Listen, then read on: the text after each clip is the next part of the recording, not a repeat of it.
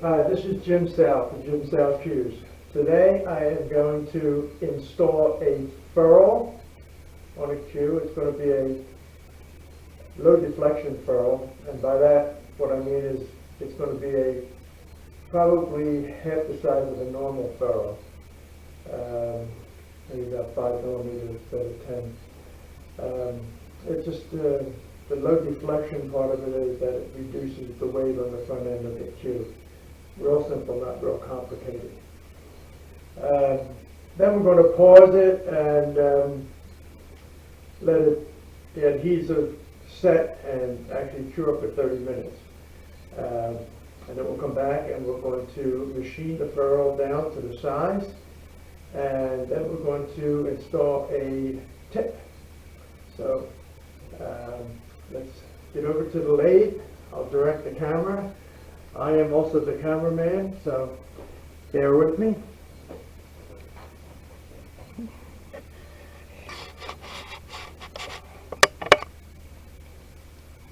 Okay, we should be rolling now. Alright, first thing I want to do is mark where I'm going to put my ferrule, and this is going to be the ferrule that I'm going to be using. I basically cut them down. I mean, stock ferrules, I get them like this, so it's about half the size of a full ferrule. And what I'm going to do is mark it, and I'm going to go back just a tad more.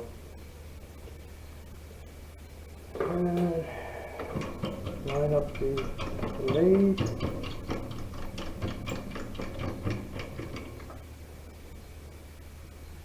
Now I'm going to be using a rapid fuse adhesive, which is a modified cyanoacrylate gel. It's a little different consistency than just the gel that we use for the tips, and it has a reducer, which, or I don't know which the term you would use for it, but it's got a chemical added to it that reduces the time that it takes to, or actually increases the time, increases the time that it takes to set up and cure. Where cyanoacrylate, they say 3 seconds. I always do 5 minutes when I do a tip anyway, but at the end of 5 minutes it's stone hard. It's done, it's cured. This allows it to be adjusted up to 30 minutes. After 30 minutes, it's like the regular cyanoacrylate after 3 seconds or 5 minutes. So that's what I'm going to use, and it works very well for the ferrules. I used polyurethane before, and that works too. But the problem with and I've used the polyurethane that doesn't foam up and expand too. That's even actually better. But I find this is actually stronger, believe it or not. So, but I still use the polyurethane for some other things.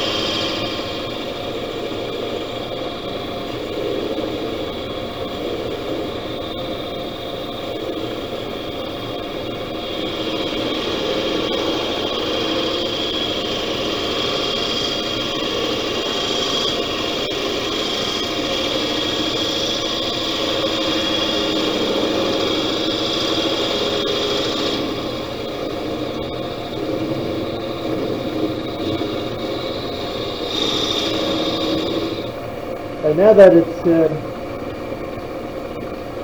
hard rock maple, it's pretty strong, but the thinner you make a dowel like this, the weaker it is. So instead of going back and forth and then just plunge cutting it, I have a real sharp tool here. I did sharpen it recently, very recently, so it's razor sharp. But I'm going to start going in like this. It allows the material to stay straight. It won't bend or deflect. At this point, what I'm going to do is just going to check it. This is nice. Okay. What I want to do is, that's a little snug.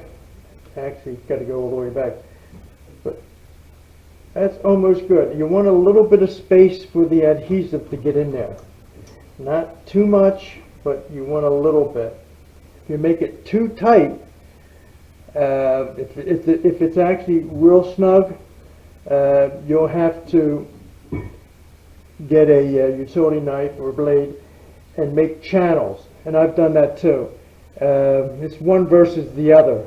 I find if you just make it just a tad loose, you're able to get that adhesive all the way around, and you know that you have a good bond completely 360 degrees is what we're looking for. So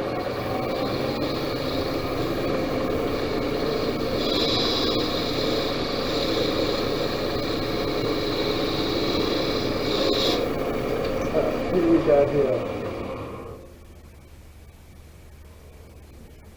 Okay, that's good. The reason why it's not going all the way on is because there's a little burr on the end of here. Get rid of that.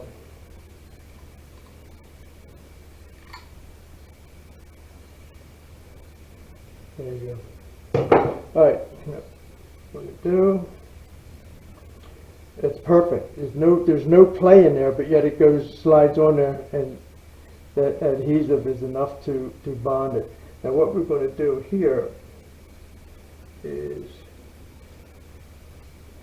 we'll put our adhesive on the part protruding here. We're going to slide it on, turn it, make sure take it off, look in there, make sure it's completely all the way around, and then we're going to clamp it, and I'll show you how to do that.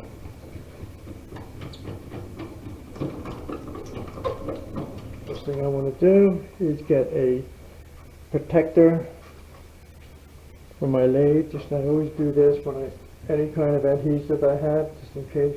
Although I do have adhesive on the lathe, this is supposed to protect it from getting on the lathe. So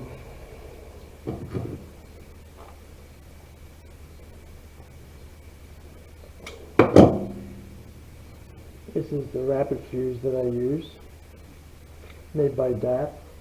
It's a little pricey. It's probably almost 4 times the cost of regular siren acrylate. It's pricey.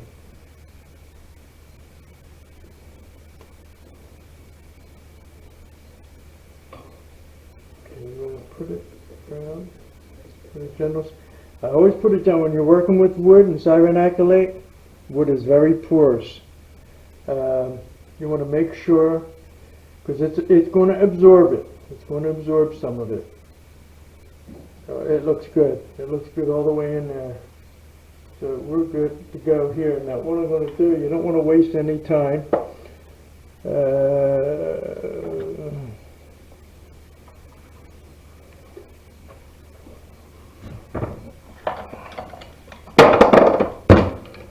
Okay.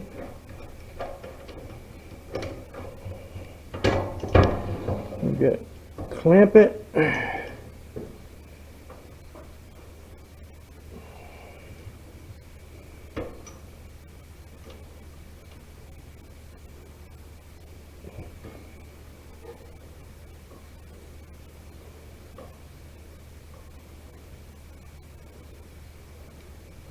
Okay, we're nice and snug. Okay, I'm going to pause, and we're going to wait till this sets up. Oops.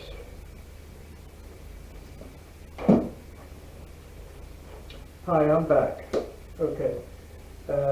We're into this probably about 15-20 minutes. We still have another 10 minutes or so to go for that to cure. It's amazing. It cures in 30 minutes. Okay. I'm just going to show you a couple cures that I have here. This one here, I just listed it on eBay this morning. Actually just sold one, and it's in the mail now, going to North Carolina. The western part of North Carolina, actually, west of Charlotte. So actually 23, Shelby, I think, something like that, 23 miles west of Charlotte. Anyway, there were 6 bids on that guy. That went for $157.50. I started it to bid at $129, so I'm real happy. It was a nice cue, good looking cue. Purple Heart had some points to it, had maple, a nice ring on the butt, nice butt work, but I don't really like Purple Heart at all. I just don't like that. And some other people had expressed that too, but some people do. Apparently the guy that bid it, won the bid, he likes it. That's the important thing. This is why all cues are different. That's why you get so many different colors and different woods and everything. To each his own. Anyway, this one I just listed. This is actually 59¼ inches long. Excuse me. By the way, if you want to size a cue to you, this is how you do it. I'm about 5'10", 5'10 and a half. Okay. I just have a slender appearance. I look tall, but I'm basically tall, not super tall. Guys that's over 6 foot, 6'2", 6'3", they're real tall guys. Okay. Anyway, they need a longer cue. With tallness, what happens is your arm length is longer. Okay. Forearm, everything is longer. So it's more ergonomical for you to have a longer cue. And how you do that, how you size that up is normally, not normally, I mean there's deviations to everything there is, but this is typically, okay? You put the cue, the shoulder. Now you can see this is a little small. The cue that I play with is like a 66 and a half. You come up to about to that, which would be a lot, almost good for me. So this would probably be, I'm 5'10", this would probably be somebody like 5'8", 5'9", be probably perfect. They're a little smaller, a little shorter than I am. Anyway, this cue I just put on eBay. I started at $139. Buy it now at $181 something, 82. It's got in the Pro medium tip. This weighs in at 19 ounces. And I have no weight added to the rear. I do have a weight in the front part of the forearm that I balance the cues out with, but between this and some of the weight in the back, it makes a nice balance. It makes a nice balance. But Wingay, this is Wingay, and this is hickory. But the Wingay is a heavy wood, so is Jatoba. And there's heavy woods that just, there's some mahogany from down the island there, South America and all that, are really enormously heavy, like ironwood. Don't need any more weight, unless you want more than 19. This is 19 on the money. Everything that you see here is 19 ounces, everything. Including the butt, bumper, everything. You have the unilock.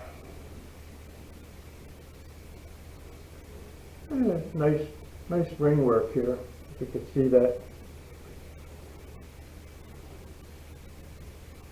Okay, and of course the butt. Yeah, we have my Jim Sal logo on there. And the front part here is the hickory. And the Wingay in the rear. Wingay is a dark wood. This is all natural. There's stains on this wood. This is the natural look of this wood. This is only a satin polyurethane finish on this. I use a white one. I just put several coats on there, and I sand with 5/800 grid sandpaper or higher each grid. So it's extremely durable, extremely durable. You just don't get that glossy shine. I don't know, some of the woods, the grain, this is a grainy wood. This is almost like oak. It's a very grainy wood. You can just put coat and coat and coat and coat, and you're still going to have some grain on this.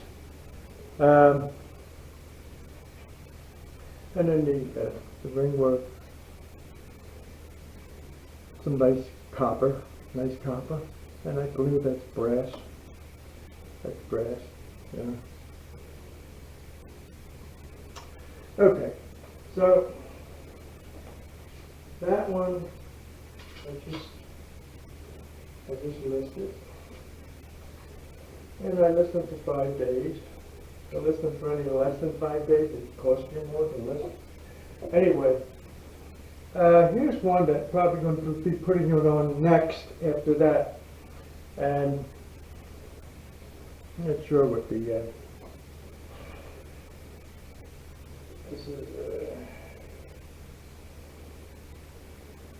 this is a 12 millimeter.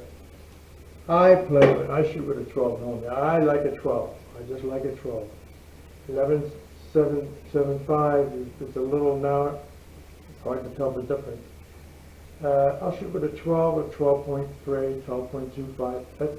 That's my range. That's what I like. I like it a little small, not too small though. I can't imagine those guys with snooker. They play with like 10 millimeters, 11. Anyway, this is I don't know the length of it, but actually it might be close to that. Maybe a tad shorter. Bear in mind, most cues are a lot shorter than this. Most of your run-of-the-mill cues, 57 inches, they're going to be for short guys. If you're fairly tall, 5'7", 5'8", and above, you need a custom cue, okay? Or put an extension on the butt or something like that. Or you're just gonna have to adapt. And most guys, I guess, they just learn to shoot. You see a lot of guys with their hands way back in the back of the cue, and then that there's a balance point there where you really want your hand to be somewhere in between the weight. Okay. Anyway, this one here is box elder in the front. Real figurative word, real highly figurative word. And it's a peely mahogany. It's a nice combination. I like to put the darks with the lighter woods. And of course, my logo. I'll hit everything down there. My logo in the butt. But I want to show you something. If you ever want to determine if a cue is straight, it's hard to look down the barrel because they're not all conical anymore. You got the pro taper, and as you turn it, it's really hard to sight it up. I guess you could train your eye to do that, but it's really tough to do that. And then just roll it on the table. A lot of cues are going to roll, and you don't see that. You're not going to see that cue come off the table. But this is the way you really tell if the joint is straight, and the back piece, the butt is straight with the joint. It's three pivot points. The tip, the joint, and the butt. That's what you want. If they're all in line, then you have a straight cue. And I'm going to show you how I test my cues. I'm going to adjust the camera over here. Turn this around. I can see where I'm at. All right. I'm going to move the camera over.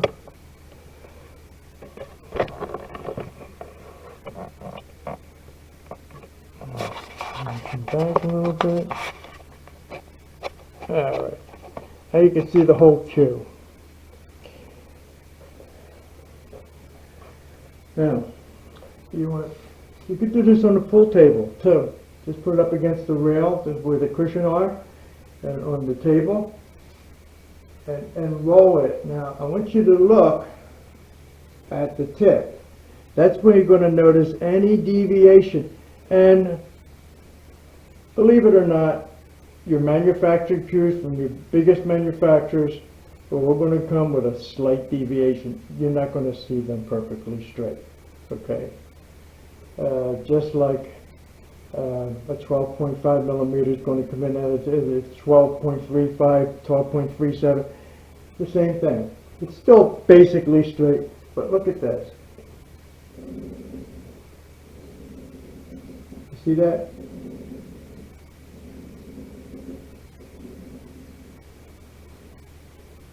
I don't let any cues go out of my shop unless they're within that tolerance. So this is extremely straight. Whether it's going to stay straight forever, I don't know. It's wood. You don't know. Depends how you store it. Where it's been, you can put it in your car, it's in the heat. I mean, there's so many different things. But they eventually will get some kind of wood warpage to it or something, to some extent anyway. Nothing to alarm you. Sometimes it's and you don't know. You're not going to know exactly until it happens. But most cues, when they leave the factory, the big companies, big brand name cues, they're gonna, and you know what? Even carbon fiber. You think carbon fiber is perfectly straight? I haven't seen one yet. I haven't seen a straight one yet. But that's how you want it. You really want to see how straight a cue is. I mean, this is going to extreme. This is like perfection here. But if it rolls straight like that, it's a damn straight cue. All right, we're 30 minutes up here. This should be cured. And we're looking at it. All right. So I'm going to remove my clamp.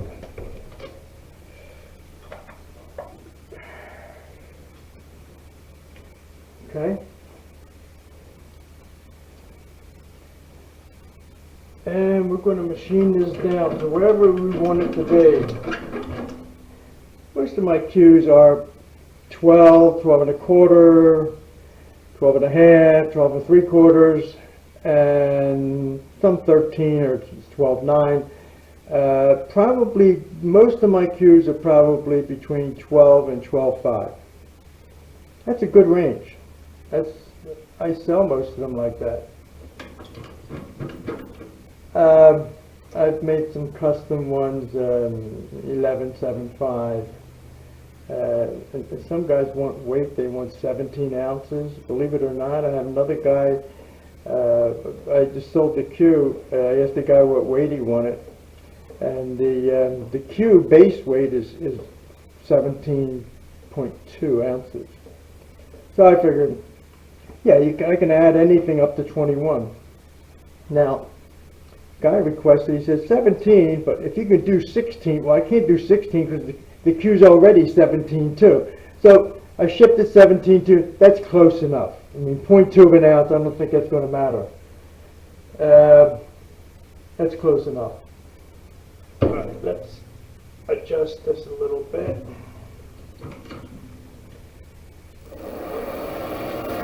Get this cranking.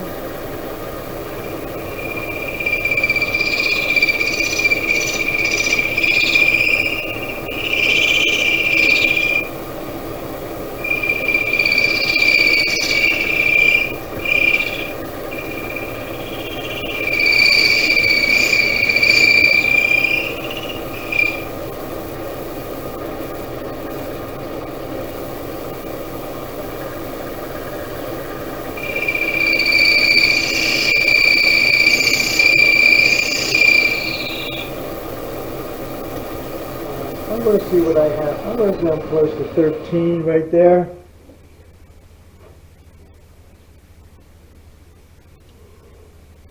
Yeah, I'm 13. I'm going to take a little more off, maybe make it 12.75. Very few guys play with a 13 anymore.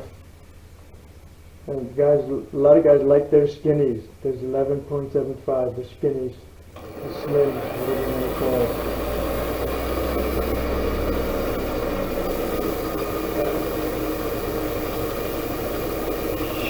Now, when I got a John McFurl, you don't really want to heat it up too much. You don't want to heat it up too much. You don't run the lathe at top speed. Depending on your materials, never really ever have to run the lathe at top. All right, we're 12.8 right now. So a little bit of sanding is going to give me 12.75. That's perfect. So what we're going to do is we're going to trim the ends off here now. And I'm going to do that in a couple of different.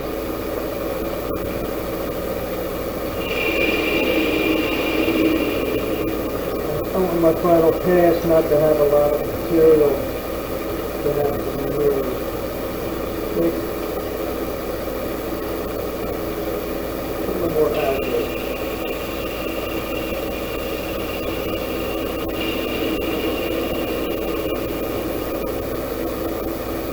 All right.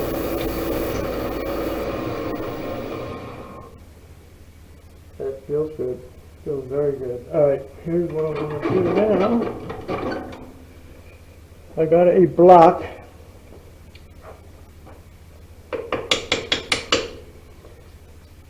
Sandpaper glued onto a block of wood, nice and flat. I watch on YouTube. I watch guys get a piece of sandpaper. Just about. I don't know anybody that does it this way, and I don't know why. I used to be a carpenter, okay? And I worked with wood. I know how to machine wood and sand wood and so forth. Anyway, I see guys doing like this. Back and forth like this. It makes me cringe. Because here we want a surface that is perfectly, I mean, you want to rough it up, but you want a flat surface. You want 360 degrees flat all the way around. What I do, and you have to acquire the skill to touch a feel for this, because you don't want to push unevenly. So you want to just run it a little bit like this, and just feel it. You just want to feel it. That's it. That's all you got to do. That's all you got to do. Just feel it. That's it. Now the tip we're going to put on here is going to be, we're going to put a triangle on here. Okay, chromed triangle. And I use a little rougher sandpaper for the tip. Let's see if you can see what I'm doing here. Yes. Okay, this is nice and flat here. Again, you want to do the same thing. You never want to go back and forth. And as I see these guys doing back and forth, and they're defeating everything. Okay? They're defeating what you have, nice and straightness from the factory, and you got what you did on the lathe. You're defeating all that. What you want to do is flat, all right? Watch closely. Circular motion, circular motion, circular motion.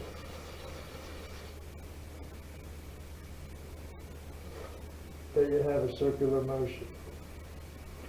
We took the little glazing that is put on there and removed that and roughed it up somewhat. Now, if you want to blow it a little bit, that's fine. That's fine. I don't have a problem with that. But just make sure you don't have greasy hands or anything, or oils on your hands. Refrain from actually touching these, okay? My hands are real dry. I can touch that. I'm good. Now I'm going to match this up with what I'm going to use. That was a little bit, I think this might be the one that I use for this. This is the one I use for that right there. It's sort of, I have a couple different ones for different sizes. So what we're going to do here is we're going to score this one way, real lightly. You're not going to dig in, just the weight of the knife itself almost. You're just going to go back and forth a little bit. Then perpendicular, perpendicular.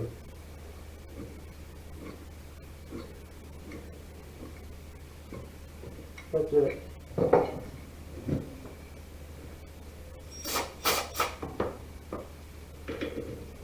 Okay.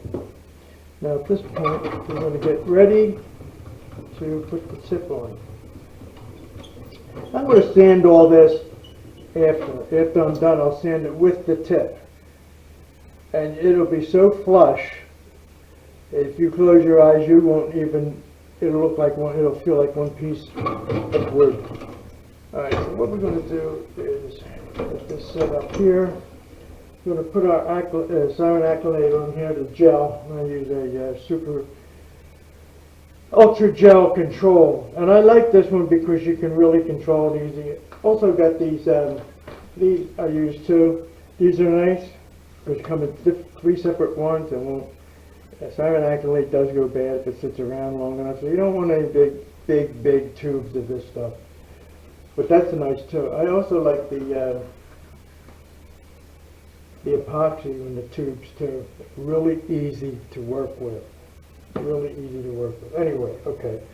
We're going to apply our siren acrylate now. If you can see. Just make sure that you can see. Let me just raise this a tad. There you go. All right. One of the problems the guys have with tips falling up, maybe they don't put enough adhesive. Okay. Don't worry about putting a little dot. See, you guys putting a little dot and then they spread. Well, guess what? You just roughed everything up. You got wood here. You got fiber here. You got everything's going to absorb all that. And if they don't make good contact in order to form that bond, change the ions in the materials and become a one piece, it's not going to work. So make sure that you have enough on here, enough to absorb into the tip, and enough, don't worry about the waste, enough to absorb into the wood. Don't worry about the overflow here, because you're going to remove that. All right, you don't want to waste a lot of time.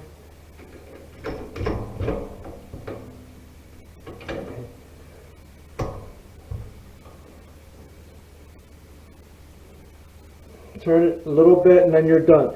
Now you want to push. I always like everything that I'm gluing. Some guys will hold it with their finger for like 10 seconds and that's it. 5 minutes under pressure. Under pressure. At this point, we can remove the excess.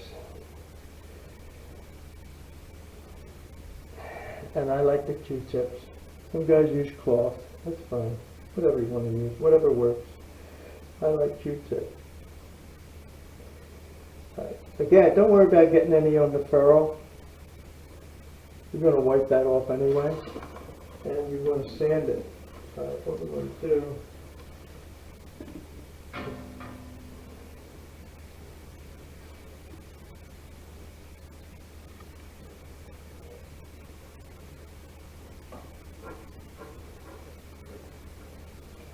Alright, we're good there. We're going to wait 5 minutes. Meanwhile, we're going to prep. I'm going to need a wet paper towel. Okay? And I'm going to need a new razor blade. Every tip gets a new razor blade. Because it wears on one side, then you can't turn it over because you go far enough and you'll hit the lathe. So.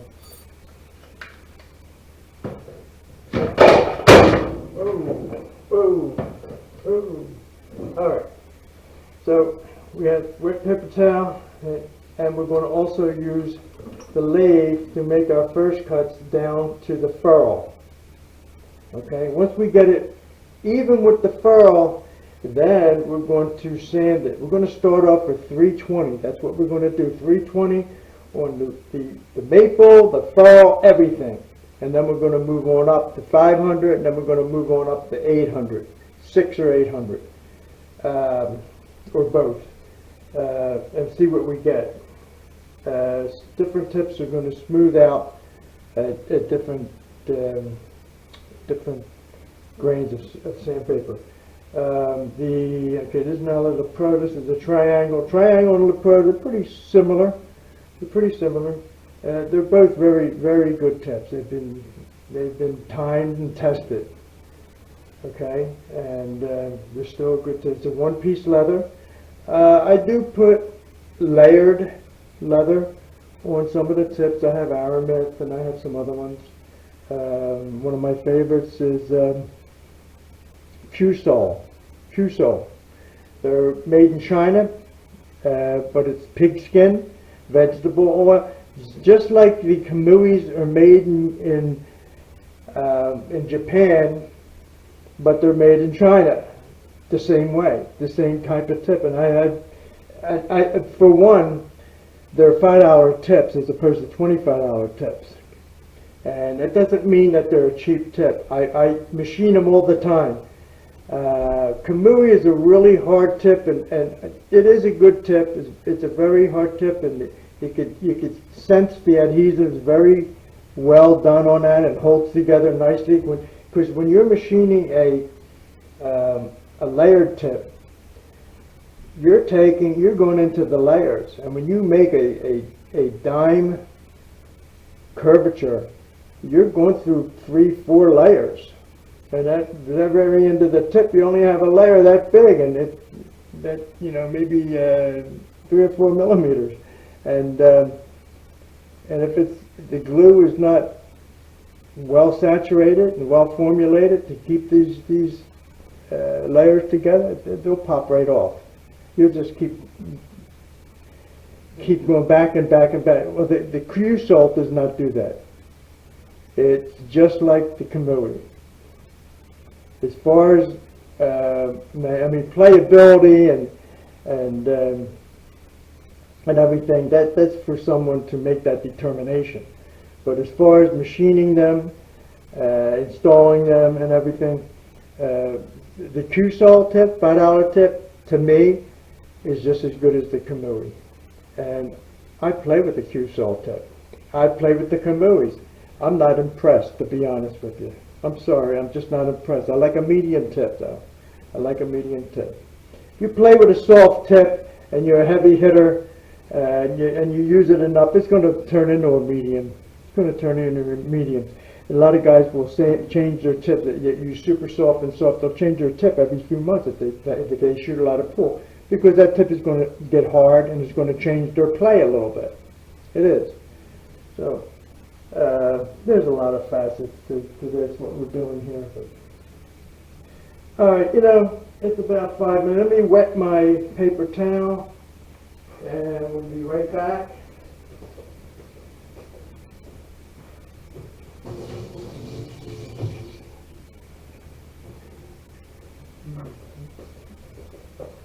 Okay, got my nice saturated wet paper towel, my new razor blade, and for about 5 minutes.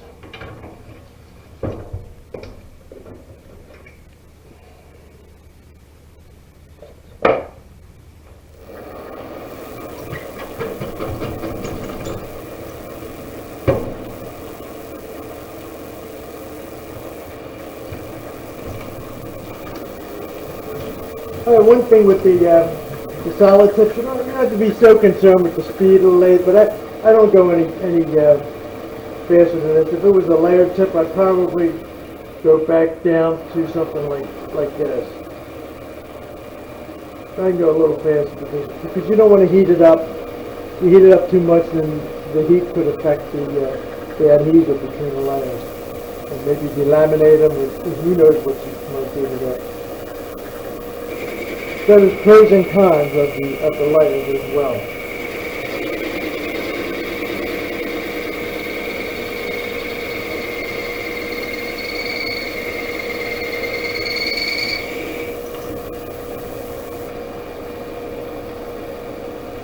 Alright, we're down to where we want to be now.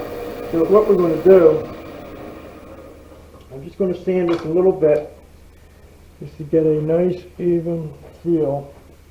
I'm going to start off with the 320. 320? Yeah, I'm going to start off with some 320.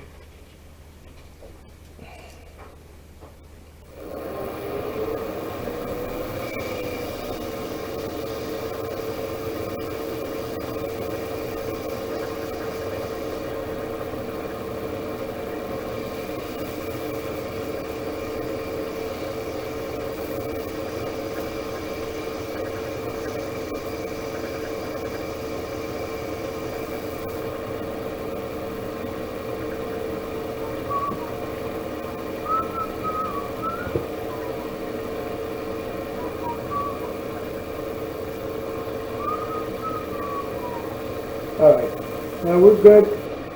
I'll wait before I do the final with the 500 and the 800. But we're all even. We're all even as Steven. One pass, just one pass. Well, when I put that on, it matched very nicely. You didn't notice it wasn't too much of a wobble at all. It matched almost perfect. Alright, so what I'm going to do, it looks like there's a nickel on there now. We're going to make it a dime. Change the rotation from that. Okay, that's about the speed you want to work with the leather. You don't want any faster than that.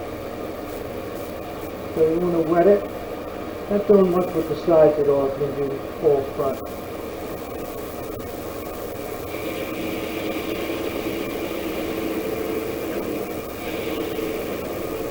Another pass.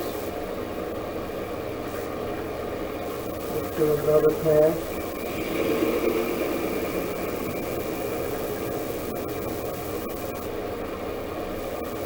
That's about where we want to be. Now what I'm going to do is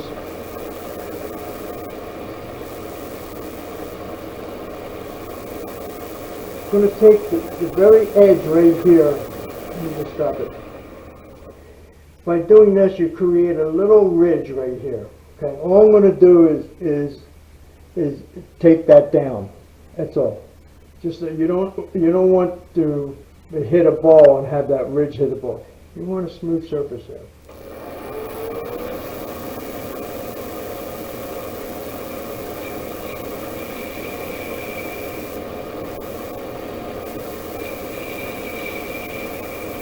And that's it right there.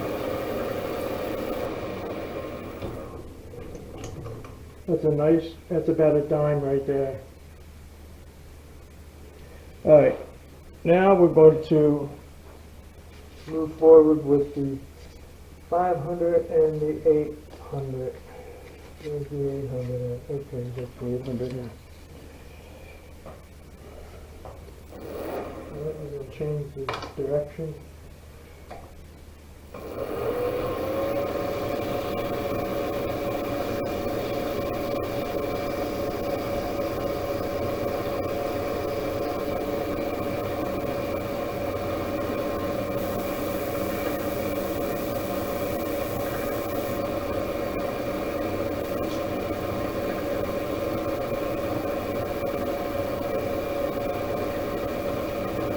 $800.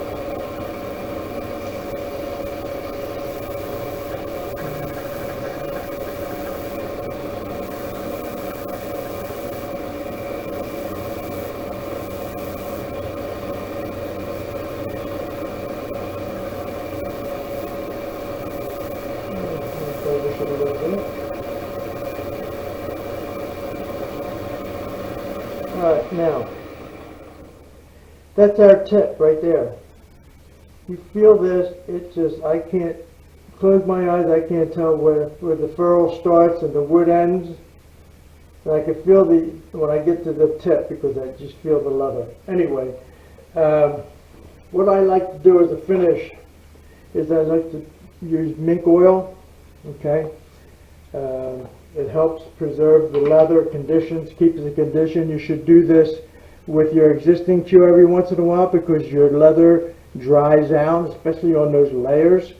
It dries out, just penetrates just the outer layer, doesn't really go in that much deeper.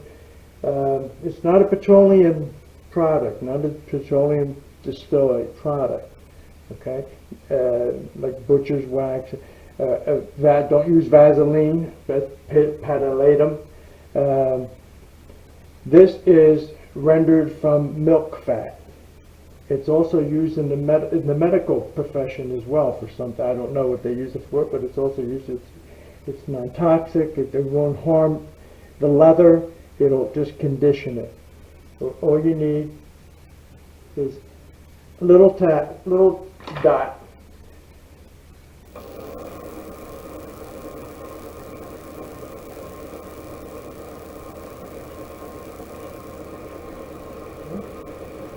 Get a rag.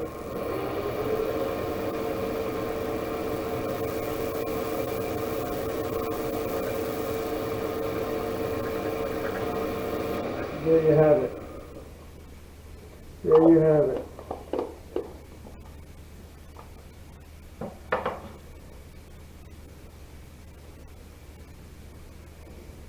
That is your, and my final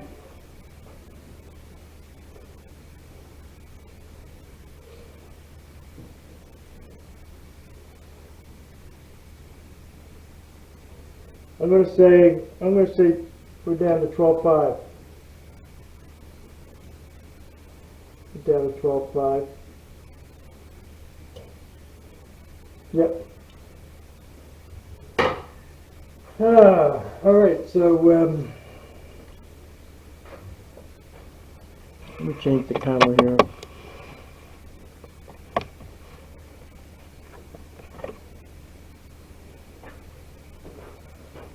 Alright, so we installed a ferrule and we installed the tip.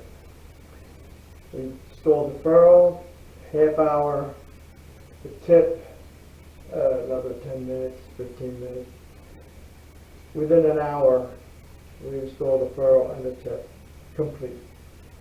Replacing the tip, okay, it's a lot quicker. You don't have to worry about changing the ferrule. That takes most of the time. Just change one on a rebow. I put a milk dud, Techno milk dud on a rebow. Okay, it has a silencer pad, so you just remove the old tip down to the silencer pad, and you do the same thing that I did with the sandpaper block. On the pad, it's a fiber pad, and you can see that fiber get nice and foggy, roughed up a little bit. And the tip, you do the same. I did the same thing with this tip as I did just then. This is a solid piece of leather as well, just like the triangle. This probably is a little finer, just machined a little finer than the triangle or the LaPro. It could be because of the process in which they chemically infuse whatever they put in there that simulates the milk fat.